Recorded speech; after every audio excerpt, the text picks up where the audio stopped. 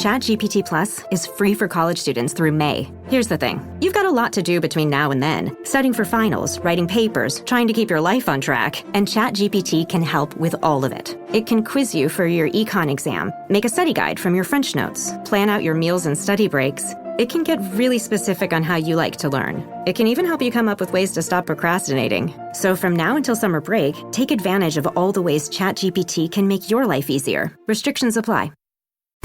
It's the Roger Stone Show on 77 WABC. This is Roger Stone, and this is the Roger Stone Show at 77 WABC Radio. I want to remind you, you can listen to us at 770 on the AM dial if you live in the New York, New Jersey, Connecticut area, or if you're out of town, you can listen to our great interviews at WABCradio.com.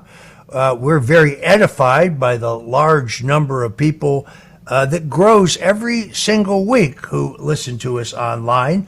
But above all, I want to remind you to take just a few minutes to get the 77 WABC radio app downloaded to your phone so you don't miss any of the great commentary or entertainment that we offer right here at 77 WABC. Today's interview is an excellent example. Joining me momentarily is Lee Smith. Lee Smith is a veteran journalist whose work appears in Tablet Magazine, Real Clear Investigations, as well as The Federalist. Lee Smith has worked in media for 30 years, writing about national politics, foreign policy, and the media. Lee Smith reported from the Middle East for a decade after 9/11 and those attacks, and wrote the critically acclaimed The Strong Horse, Power, Politics, and the Clash of Arab Civilizations. Lee Smith is also the screenwriter behind the critically acclaimed documentary, The Plot Against the President, in which I got to play a cameo role, as well as writing for The Daily Wire and their docuseries, China, The Enemy Within. You've seen and heard Lee Smith as a frequent guest on television and radio, national and international, including Fox News, CNN, France 24. There is no working journalist in America today that I respect more than Lee Smith, and I am honored to welcome him to the Roger Stone Show today. Roger, thank you for that hugely kind introduction. It's great to be with you, and thank you much for the invitation for today. Thanks so much. Well, as you know, we tried to get you on last week, but we had technological issues, so I'm very, very grateful to you for being able to join us today. You wrote what I thought was one of the most interesting and important pieces in the run-up to what has transpired in Gaza, and it is what motivated me to reach out to you. I kind of wish I had done it sooner. Your piece, which appeared at Tablet Magazine, entitled "The Biden Administration Tries to Hide What It Knew About the Impending Massacre," that's in Gaza, while leaving U.S. backing for Iran untouched. Subhead, the D.C. blame game is about avoiding responsibility while protecting a policy that is written in blood. Let me just read the first paragraph to set the table. The continuing proliferation of conflicting and contradictory stories leaked by U.S. intelligence services regarding what they knew, and more importantly, what they didn't know, about the planning for Hamas's assault on Israel is more than a D.C. bureaucratic comedy act. Taken together, the profusion of leaks suggesting that there are people in offices and agencies across the Beltway who are worried that they'll be blamed for missing signals and for human intelligence, outlining plans for the largest one-day massacre of Jews since the Holocaust. Lee, what's going on here? I think a really important thing for your great audience to understand, and lots of people, there's a lot of play acting here, especially the Biden administration, but a lot of our friends, a lot of people on our side are misreading this. They're presenting this as a scenario that will draw in the United States into a wider regional-wide conflict. And what I'm trying to explain through this piece and other work I've been doing, this work actually goes back past a decade, is to show how first Barack Obama and now Joe Biden, their central foreign policy initiative is to partner with the Islamic Republic of Iran. So when we have different people, especially people on the right, who are righteously concerned about the United States getting involved in another Middle East war or any conflict at all, I agree. I'm 100% behind them, but that's not what's happening here. The Joe Biden administration has partnered with the Islamic Republic of Iran, and as I wrote in another article earlier in Tablet, they in fact have an Iranian agent who's working at the Pentagon. Right, this woman has top secret security clearances. So what the Biden administration is doing, it's disguising its deterrence of Israel. Right? That's why there's been a delay. The Israel's ground invasion of Gaza, because the Biden administration is doing everything within its power to prevent it. The particular article that we're talking about, my argument here again is that there's plenty of evidence that the United States had different pieces of intelligence to understand what was going on. I'd say most importantly, meeting between senior Iranian officials and the leaders of Hezbollah and Hamas in Beirut last spring. So the United States had plenty of indication that there was something big going on. And what they're trying to do is they're trying to bury this. They're trying to bury the involvement of Iran. They're trying to involve how much they knew about it, again, to protect their partnership. That's the central aim right now of the Biden administration in the Middle East. It's not to defend Israel, right? It's not to deter. Never mind destroy Hamas. It's to protect their relationship with Iran. This was Barack Obama's central foreign policy initiative, and it's Biden's too. Ukraine he fell into, right? But the main project is Iran. That appears to be the case. You have an interregnum there in which, of course, President Donald Trump put crushing sanctions on Iran, effectively cut off funding for Hamas, really stymied Iran's oil production, from which they get huge resources. Pretty clear to me that former Secretary of State John Kerry spent the 4 years of the Trump administration conducting his very own foreign policy, I think in violation of the Logan Act. Private citizens cannot conduct their own private foreign policy, but in our two-tier justice system, I doubt that he will be prosecuted for that. What I guess I don't understand is why people who know full well that not Hamas, not Hezbollah, not the Muslim Brotherhood, not the Iranians, they have no interest in peace. They have no interest in a negotiated peace. They have no interest in coexistence. So how can you reach agreement with such people? Right. I think that more people now are starting to see that that's the case. I mean, you know, what happened on October 7th, I mean, what happened, what Hamas did, I mean, it's unspeakable. And I think, thank goodness that most Americans are starting to understand what's happened. Again, one of my big concerns here is, Roger, you described the Trump administration's Iran policy and Middle East policy generally perfectly. And I think a lot of people need to look all the different times that Hamas has fired on Israel and there's been large conflicts. It was the end of the Bush administration, 2008, 2009, Barack Obama administration, 2012, 2014, Joe Biden, 2021, and now 2023. None of this happened under Donald Trump, right? With Donald Trump, as you say, Donald Trump withdrew from the Iran nuclear deal.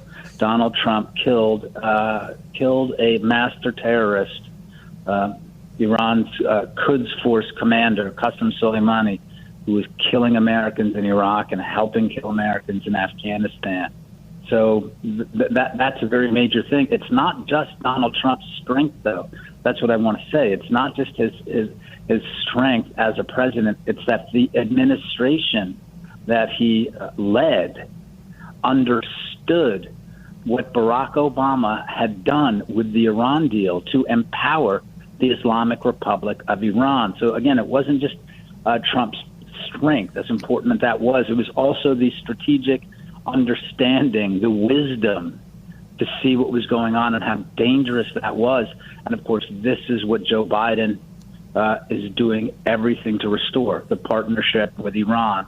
So this is the larger picture, I think, in which people need to understand what's happening right now in southern Israel, what's happening in Gaza, that this goes far beyond Israel, goes far beyond Gaza, goes all the way to Tehran, and it goes all the way to the Biden White House. That's what's happening here. That's the real dance. It's Joe Biden, and the supreme leader of Iran, Ali Khamenei.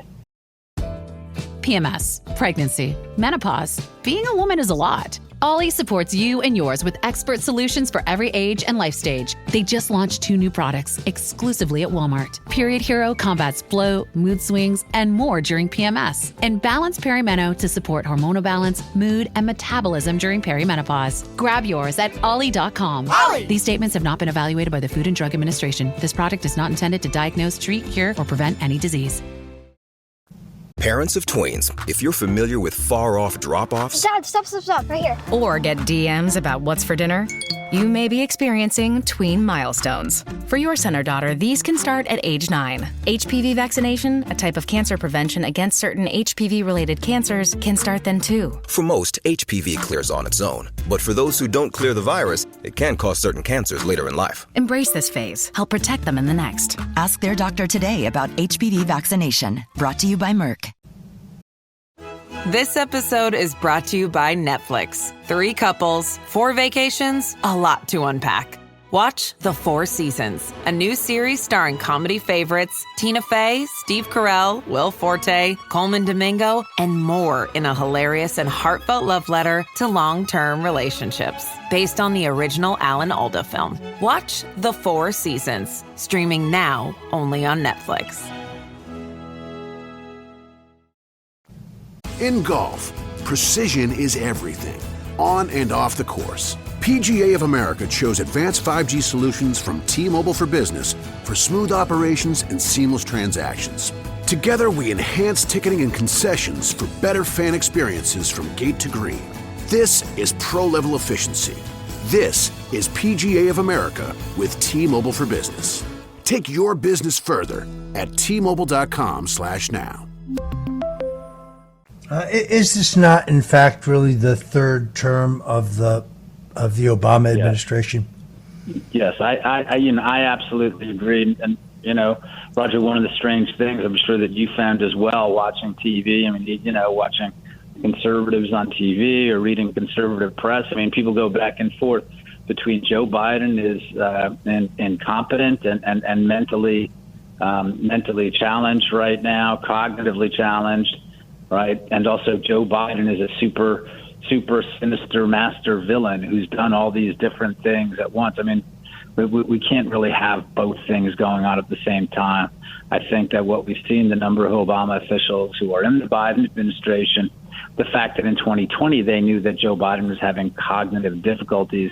Yeah, I think that's pretty clear evidence that that Barack Obama is the guy who's finally calling the major shots here. I want to go back and quote again from something you wrote, which I think is extraordinarily important. Writing for Tablet Magazine, you said, the Biden administration's now suspended Iran envoy, Robert Malley, helped to fund, support, and direct an Iranian intelligence operation designed to influence the United States and allied governments, according to a trove of purloined Iranian government emails. These emails, which were reported by a veteran Wall Street Journal correspondent, Jay Solomon, who in this case was writing for Semaphore, and by Iran International, the London-based emigre opposition outlet, which is most widely read independent news source inside Iran, were published only weeks ago after being extensively verified over a period of several months by the two outlets. They show that Malley, who I believe has been suspended pending FBI investigation, had helped to infiltrate an Iranian agent of influence named, mispronounce her last name, Tabatabai, I guess it is, into some of the most, pretty close, into the most sensitive positions in the U.S. government. First at the State Department and now at the Pentagon, where she continues to serve as Chief of Staff for Assistant Secretary of Defense for Special Operations. This appears to me to be the greatest single infiltration of U.S. government since Alger Hiss. Pretty shocking, isn't it? And she's still there. That's the amazing thing. But what does this tell us? This underscores the point that we were making before, Roger, about saying that the central thing that people need to be watching here is the Biden White House and the clerical regime in Tehran. This is what's going on. The reason that she's still there is because they believe that Iran is a partner. Why do they have to worry about a foreign agent who's working for a partner? Right? They're not concerned about that.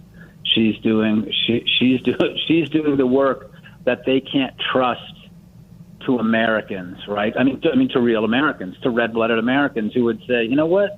I happen to think it's a really bad idea to legalize the industrial-sized nuclear weapons program of a terrorist state like Iran. But with an Iranian agent, they have no concern. So go and do the work that Barack Obama is about. And what is that about? That's help us get them a bomb, right? We're going to pass them hundreds of billions of dollars, and that's something very important for people to understand. Again, as we're watching this unfold, that it's not just the $16 billion that the United States has made available to Iran over the last 4 months. We're talking about, since the Obama years, it's been hundreds of billions of dollars in sanctions relief. Yes, Donald Trump put an end to that, but between Obama and Biden, they had access to hundreds of billions of dollars. So what does that tell us? That tells us it's not just what they spend the money on, whether they spend the money on Hamas or Hezbollah. Giving that much money and legalizing their bomb, this is a sign of partnership.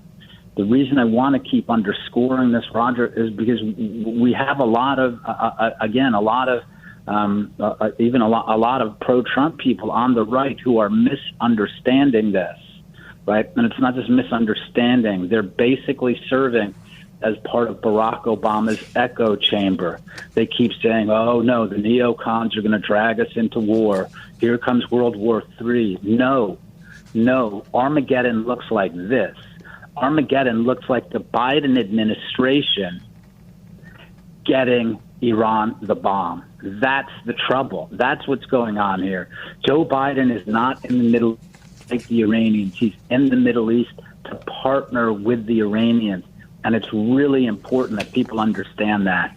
And the larger argument I'm making here is not that the United States should be sending troops. Definitely not. My larger point is that for us as a country and for us as a movement, we need to see things clearly.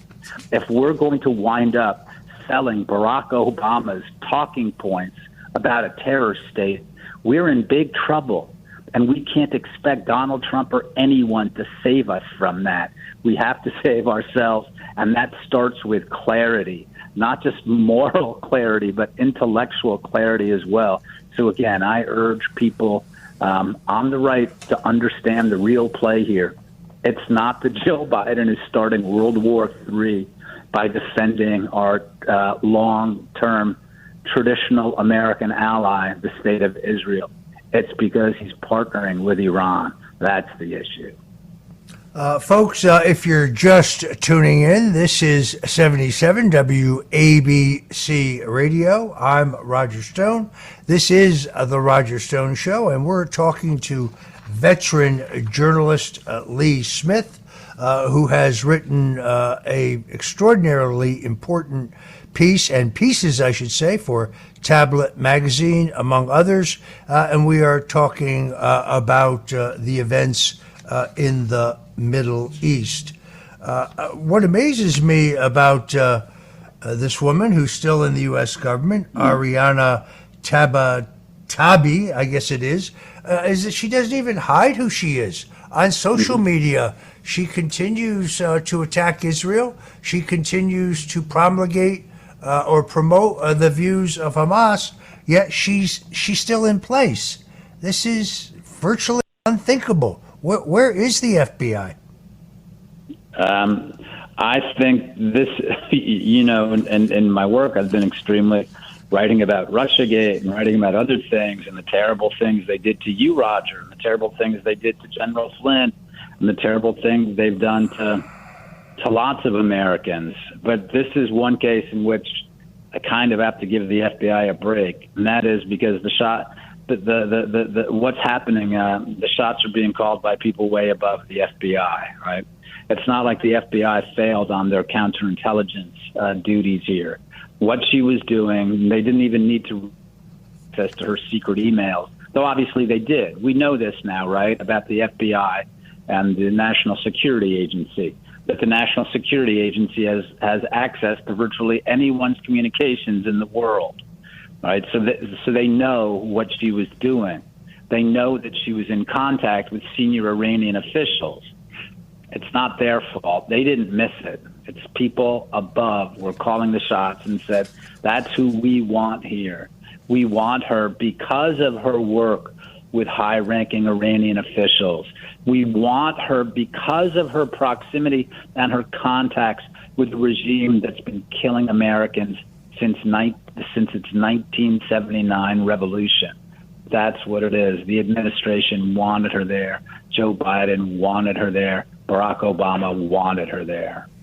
How extraordinarily ironic that only weeks ago, Jake Sullivan, who was, of course, Hillary Clinton's national security advisor, deeply involved in the Russian collusion hoax, as I have written and you have written, declared this is an extraordinary period of calm in the Middle East.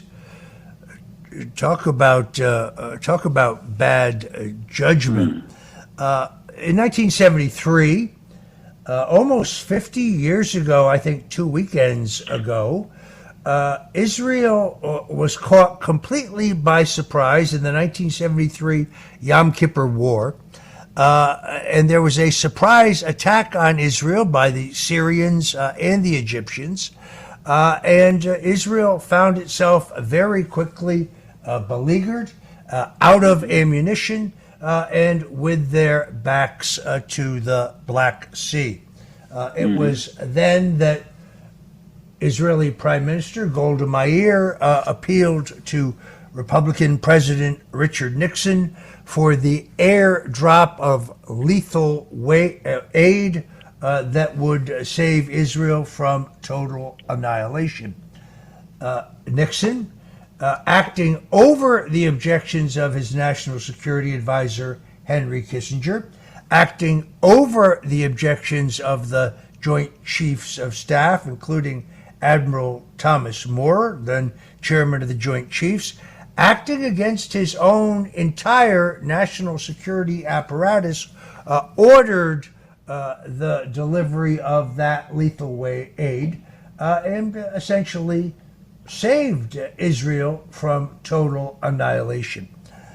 That has to be the greatest single intelligence failure since what has most recently occurred. We are told, I think reliably, that the Egyptians had advance notice of what would transpire. You point out meetings that were held in the region between a group of those hostile to the United States. Do you think that this was either by the U.S. or perish the thought, Israel, a willful looking the other way to allow this to happen? No, and I that Egypt story isn't right either, because we give Egypt $2 billion a year in aid, and one of the things that buys is it gets us premieres of everything that the Egyptian army and the Egyptian intelligence collects in the region, and that story was about how the Egyptians shared it with Israel. And the first thing that would have struck people is like, wait, so they shared it with Israel, but not with the U.S., right? I mean, so I know that Congressman McCall was saying that he'd been briefed on it. But again, I think it's very important for people on the right to understand the same people who are leaking to the press now, the same intelligence officials who are leaking stuff to the press now, lied about Donald Trump and the Trump administration for 4 years. So any sort of intelligence that comes out of there, we should be very wary of. No. I think what happened. In Israel is it's sort of like 1973 insofar as the Israelis had a lot of the pieces, but they didn't read it right because they were biased, because they didn't believe it could happen, among other things. Because this very scenario. Hezbollah has been talking about this same scenario for a decade. So in some ways, the Israelis expected this to come from the north, but not from the south. So they weren't prepared in that way. Also, they believed, as foolishly as Jake Sullivan did, as you just read, the Israelis believed that everything was relatively calm on their southern border in Gaza. The other problem, and this is a very big problem for Israel, the other problem that Israel has is it's become over-reliant on technology, and it's become over-reliant on their Air Force. So those to me seem like the big markers. There are other failures as well, I'm sure, that we'll be finding out over the next few months, next few years, probably next few decades. People will be writing dissertations on this in the decades to come, the failures that led to this. But no, I don't think there's any way, and I don't think the Biden administration. I don't think the Biden administration was intentionally looking the other way at a catastrophe or an attack this significant. I don't think anyone could have foretold the character or scale of this Hamas assault. I do believe that the United States had some sort of indication, had pretty clear signs that something big was in the works. It's unclear whether or not they shared that with Israel or whether or not Israel believed that too. But no, I don't think that anyone purposefully let an attack of this scale happen. 5 immersive worlds, 1 amazing theme park. Get ready to explore the all-new Universal Epic Universe, featuring the wizarding world of Harry Potter, Ministry of Magic, Super Nintendo World, How to Train Your Dragon, Isle of Berk, and Dark Universe. Epic Universe opens May 22nd at Universal Orlando Resort. Our universe will never be the same. Tickets and packages on sale now at universalorlando.com.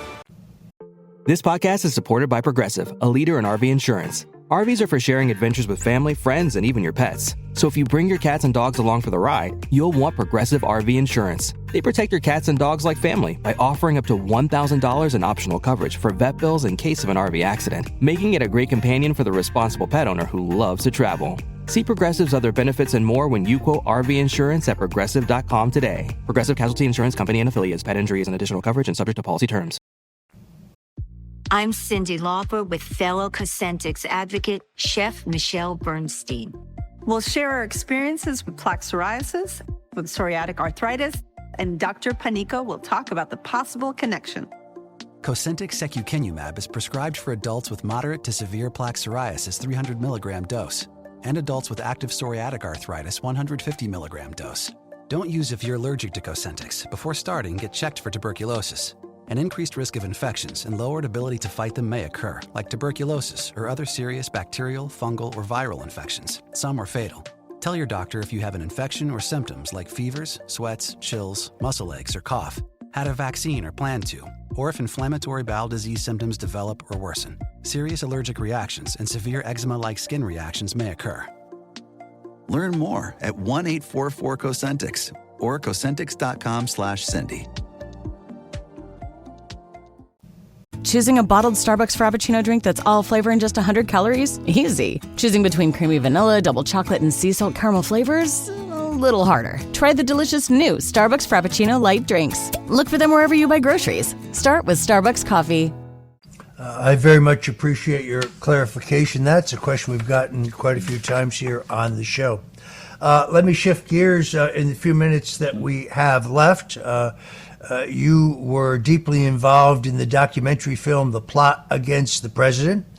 You understand perhaps anybody, I don't think anyone in the country better understands the level of dishonesty and corruption involving the entire Russian collusion hoax. We now know definitively, based on the special counsel report by John Durham, who decimated the Steele dossier, but never bothered to touch on the fact that there is, to this day, still no evidence whatsoever that the Democratic National Committee was the target of an online hack by Russian intelligence. In fact, the head of CrowdStrike specifically denied that under oath and before the House Intelligence Committee when he testified there. Are you, Lee, surprised that none of the actors involved in this drama, not obviously Barack Obama himself, Vice President Joe Biden, Attorney General Loretta Lynch, FBI Director James Comey, CIA Director John Brennan, Acting Attorney General Rod Rosenstein. We can go right on. We can go right on down the line. Andrew McCabe. Does it shock you that nobody will be held responsible? Yeah, I am shocked. And surprised. I was surprised for a time. I think I understood in October 2020 when then Attorney General William Barr was saying, yeah, there's not going to be any indictments, any reports before the election. And I mean, I'd been getting suspicious in the summer of 2020 because, Roger, I understood, I think what all Americans understood, that if people if there was no one held accountable for interfering in the 2016 election, that the same people would be about the same work in the 2020 election. That's precisely what happened. So I had taken William Barr at his word. I believe that he was a man of great moral probity, and he was keen to see our justice system repaired. I thought that, I was very hopeful. There were people who, knew much more about what was going on than I did, like Congressman Nunes, like a lot of then Congressman Nunes, now CEO of Truth Social, and other people on his staff, like Kash Patel. I mean, they were certainly hopeful that the criminals and conspirators, plotters against Donald Trump's aides, Donald Trump's supporters, and actually all of America, that they would be brought to justice. So yeah, I'm surprised and disgusted, and I'm certainly very hopeful that should Donald Trump win a second term, that this will be at the top of his agenda to make sure that people are held accountable. Unfortunately, I'm afraid we are out of time. I want to thank Lee Smith, a journalist for whom I have unbridled support, for joining us today on The Roger Stone Show. Lee, thank you so very much. Thank you, Roger.